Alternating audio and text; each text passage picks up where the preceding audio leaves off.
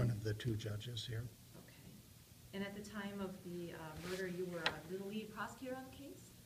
Yes, I was the elected prosecutor for Gladwin at that time. Okay. What do you remember about that case? Was there anything that stood out? Well, it certainly was a very tragic case. 4 people killed in their own home, and then 4 defendants prosecuted.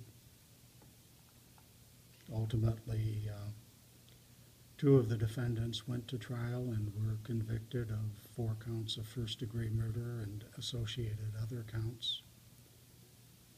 And each of those 2 received mandatory life in prison without the possibility of parole with regard to each of the 4 counts. And as I say, there were other counts as well, other convictions. What do you remember anything about Mr. Elliot at the time? Yeah, I remember Mr. Elliot. I never had any personal interactions with him or anything, and I certainly hope that they catch him unharmed, and I hope even more that nobody else is injured or killed.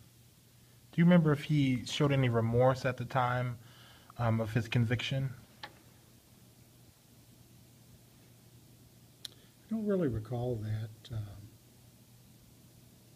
Mr. Elliot actually was always pretty controlled in the self-controlled in the courtroom, and he had a good lawyer defending him, and I don't recall any outbursts or anything of that nature. And he also had he tried to file for an appeal, and that was turned down by the Court of Appeals. Yes, and then he also, I believe, pursued some proceedings in the federal district court as well, but ultimately the convictions all stood. Can you describe the trial? Was it emotional? I mean, what was it like? I know it was 20 years ago, but... Oh, it took a week or so, and certainly emotions were high because there were some distraught and understandably devastated family members, and